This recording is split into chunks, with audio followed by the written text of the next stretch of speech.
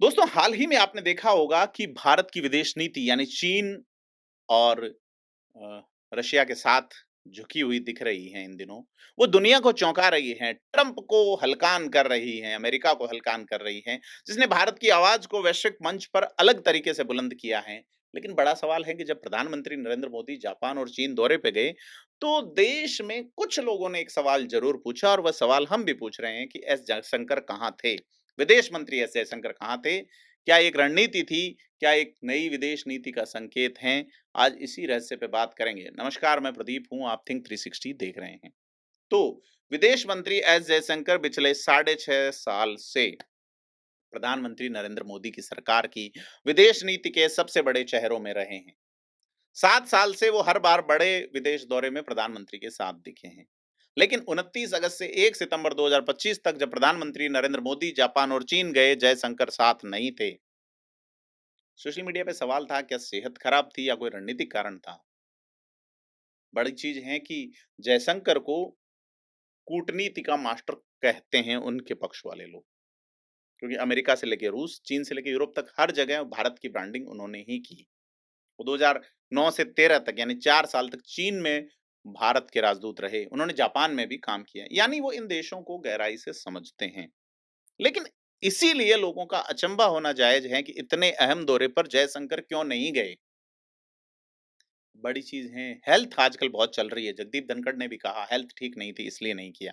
इसलिए मेरा ये थोड़ा-सा इस्तीफ़ा देना बनता है। तो आधिकारिक कारण क्या है? असमंजस क्यों है? अ, कुछ पत्रकारों का यह कहना है जयशंकर की तबीयत नासाज़ थी। लेकिन विदेश मंत्रालय ने कोई बयान जारी नहीं किया। यहाँ तबीयत नासाज़ होने पे लोग इस्तीफ़ा देते हैं।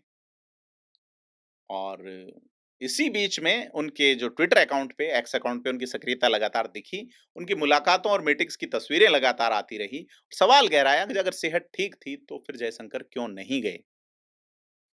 तो कुल मिला के इसमें बहुत ज़्यादा मतलब निकालने वाली स्थिति है या नहीं? क्योंकि जयशंकर वही करते हैं, जो सरकार की यानी कि नरेंद्र मोदी की लाइन है।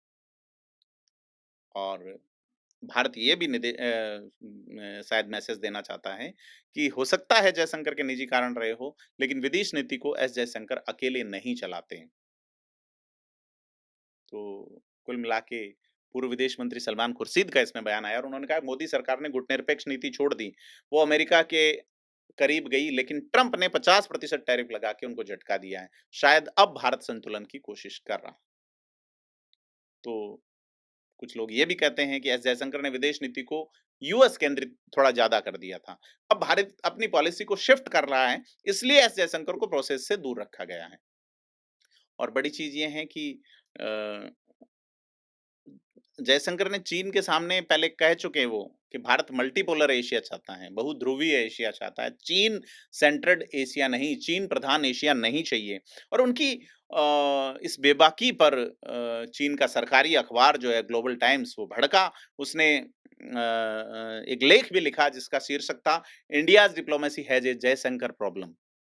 चीन का आरोप था कि जयशंकर चीन को समस्या बताते हैं क्योंकि वो अमेरिका को खुश करना चाहते हैं।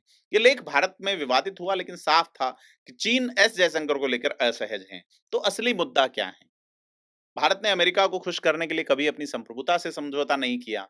रूस से तेल खरीदना जारी रखा, रूस से रक्षा सौदा, हथियार खरीदने जारी रखे, चीन को खुल के चुनौती भी दी। अगर मोदी चीन दौरे पे गए और जयशंकर नहीं गए, तो ये व्यक्तिगत या स्वास्थ्य का कारण हो सकता है। लेकिन कूटनीति में कई बार गैर मौजूदगी भी एक संदेश है।